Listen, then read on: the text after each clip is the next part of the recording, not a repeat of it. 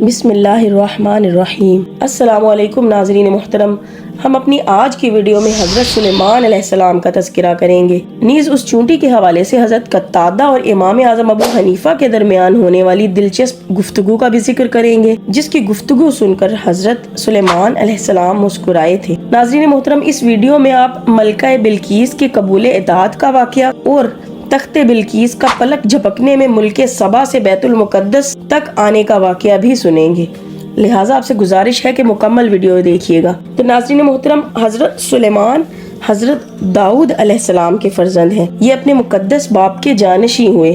اللہ تعالیٰ نے ان کو بھی نبوت اور سلطنت دونوں سعادتوں سے سرفراز فرما کر روئے زمین کی سلطنت عطا فرمائی۔ آپ 40 برس تک تخت سلطنت پر جلوہ گر رہے۔ جن و انس، شیاطین، چرند پرند اور درندے، سب پر اللہ تعالیٰ نے آپ کو حکومت عطا فرمائی، سب کی زبانوں کا آپ کو علم دیا گیا۔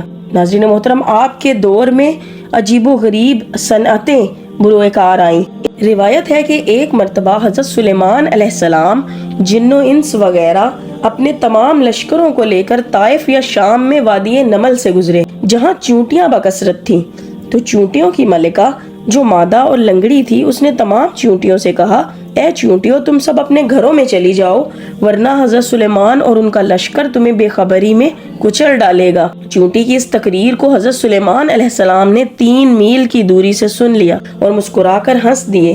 ناظرین محترم، یوں تو سبھی پرندے حضرت سلیمان کے مسخر اور تابع فرمان تھے، لیکن آپ کا ہدہد آپ کی فرما برداری اور خدمت گزاری میں بہت مشہور ہے۔ اسی ہدہد نے آپ کو ملک سبا کی ملکہ بلقیس کے بارے میں خبر دی تھی کہ وہ ایک بہت بڑے تخت پہ بیٹھ کے حکومت کیا کرتی ہے، اور بادشاہوں کے شایان شان جو بھی سر و سامان ہوتا ہے وہ سب کچھ اس کے پاس ہے، مگر وہ اور اس کی قوم ستاروں کے پجاری ہیں۔ اس خبر کے بعد حضرت سلیمان علیہ السلام نے بلقیس کے نام جو خط ارسال فرمایا، اس کو یہی ہدہد لے کر گیا تھا۔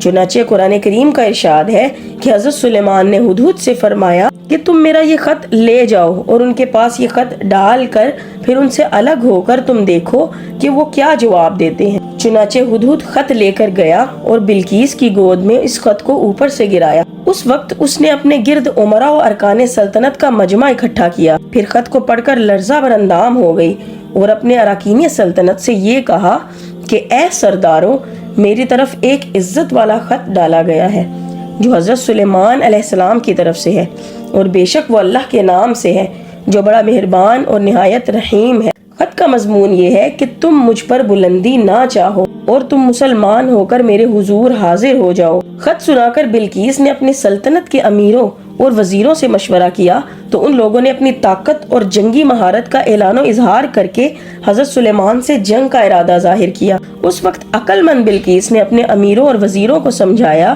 کہ جنگ مناسب نہیں ہے، کیونکہ اس سے شہر ویران اور شہر کے عزت دار باشندے ذلیل و خوار ہو جائیں گے۔ اس لیے میں یہ مناسب خیال کرتی ہوں کہ کچھ ہدایہ و تحائف ان کے پاس بھیج دوں۔ اس سے امتحان ہو جائے گا کہ حضرت سلیمان صرف بادشاہ ہیں یا اللہ کے نبی بھی ہیں۔ اگر وہ نبی ہوں گے تو ہرگز میرا ہدایہ قبول نہیں کریں گے، بلکہ ہم لوگوں کو اپنے دین کے اتباع کا حکم دیں گے، اور اگر وہ بادشاہ ہوں گے تو میرا ہدیہ قبول فرما کر نرم پڑ جائیں گے۔ چنانچہ بلقیس نے 500 غلام، 500 لونڈیاں بہترین لباس اور زیوروں سے آراستہ کر کے بھیجے، اور ان لوگوں کے ساتھ 500 سونے کی اینٹیں اور بہت سے جواہرات اور مشک و عنبر اور ایک جڑاؤ تاج ماں ایک خط کے اپنے قاصد کے ساتھ بھیجا۔ ہدہد یہ سب دیکھ کر روانہ ہو گیا اور حضرت سلیمان علیہ السلام کے دربار میں آ کر سب خبریں پہنچا دی۔ چنانچہ بلقیس کا قاصد جب چند دنوں کے بعد سامانوں کو لے کر دربار میں حاضر ہوا تو حضرت سلیمان علیہ السلام نے غضبناک ہو کر قاصد سے فرمایا کہ کیا تم لوگ مال سے میری مدد کرتے ہو؟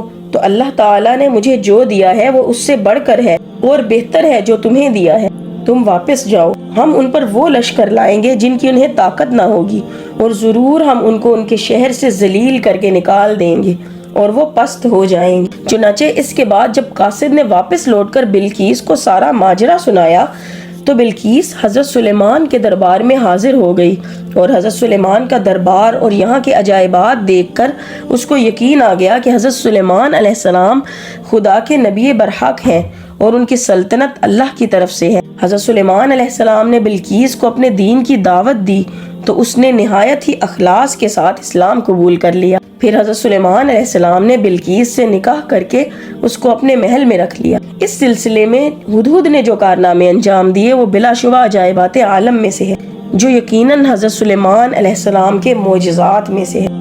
ناظرین، آئیے جان لیتے ہیں کہ تخت بلقیس کس طرح کا تھا۔ ملکہ سبا بلقیس کا تخت شاہی 80 گز لمبا، 40 گز چوڑا اور سونے چاندی وغیرہ طرح طرح کے جواہرات اور موتیوں سے آراستہ تھا۔ جب حضرت سلیمان علیہ السلام نے بلقیس کے قاصد اور اس کے ہدایہ و تحائف کو ٹھکرایا اور اس کو یہ حکم نامہ بھیجا کہ وہ مسلمان ہو کر میرے دربار میں حاضر ہو جائے، تو آپ کے دل میں یہ خواہش پیدا ہوئی کہ بلقیس کو یہاں آنے سے پہلے ہی اس کا تخت میرے دربار میں حاضر ہو جائے۔ چنانچہ آپ نے اپنے درباریوں سے یہ فرمایا کہ اے درباریوں، تم میں کون ہے کہ بلقیس کا تخت میرے پاس لے آئے قبل اس کے کہ وہ مطیع ہو کر میرے حضور حاضر ہوں؟ تو ایک سرکش جن بولا کہ میں وہ تخت لا دوں گا قبل اس کے کہ آپ اجلاس برخاست کریں، اور میں اس پر قوت والا اور امانت دار ہوں۔ جن کا بیان سن کر حضرت سلیمان نے فرمایا کہ میں یہ چاہتا ہوں کہ اس سے بھی جلد وہ تخت میرے دربار میں آ جائے۔ یہ سن کر آپ کے وزیر حضرت آصف بن برخیا، جو اس میں اعظم جانتے تھے اور ایک باکرامت ولی تھے، انہوں نے حضرت سلیمان سے عرض کیا جیسا کہ قرآن پاک میں ہے۔ انہوں نے کہا کہ جن کے پاس کتاب کا علم تھا کہ میں اسے آپ کے حضور حاضر کر دوں گا آپ کی آنکھ جھپکنے سے پہلے۔ چنانچہ حضرت آصف بن برخیا نے روحانی طاقت سے بلقیس کے تخت کو ملک سبا سے بیت المقدس تک حضرت سلیمان کے محل میں کھینچ لیا، اور وہ تخت زمین کے نیچے نیچے چل کر لمحہ بھر میں ایک دم حضرت سلیمان کی کرسی کے قریب نمودار ہو گیا۔ تخت کو دیکھ کر حضرت سلیمان نے یہ کہا، یہ میرے رب کا فضل ہے تاکہ وہ مجھے آزمائے کہ میں شکر کرتا ہوں کہ ناشکری، اور جو شکر کرے وہ اپنے ہی بھلے کے لیے شکر کرتا ہے، اور جو ناشکری تو میرا رب بے پرواہ اور بڑی خوبیوں والا۔ ناظرین محترم، ملک شام میں جس جگہ حضرت موسیٰ علیہ السلام کا خیمہ گاڑا گیا تھا، ٹھیک اسی جگہ حضرت داؤد علیہ السلام نے بیت المقدس کی بنیاد رکھی، مگر عمارت پوری ہونے سے قبل ہی حضرت داؤد علیہ السلام کی وفات کا وقت آن پہنچا، اور آپ نے اپنے فرزند حضرت سلیمان علیہ السلام کو اس عمارت کی تکمیل کی وصیت فرمائی۔ چنانچہ حضرت سلیمان علیہ السلام نے جنوں کی جماعت کو اس کام پر لگایا، اور عمارت کی تعمیر ہوتی رہی، یہاں تک کہ آپ کی وفات کا وقت بھی قریب آ گیا اور عمارت مکمل نہ ہو سکی، تو آپ نے یہ دعا مانگی کہ الہی میری موت جنوں کی جماعت پر ظاہر نہ ہونے پائے، تاکہ وہ برابر عمارت کی تکمیل میں مصروف عمل رہیں، اور ان سبوں کو جو علم غیب کا دعویٰ ہے وہ بھی باطل ٹھہر جائے۔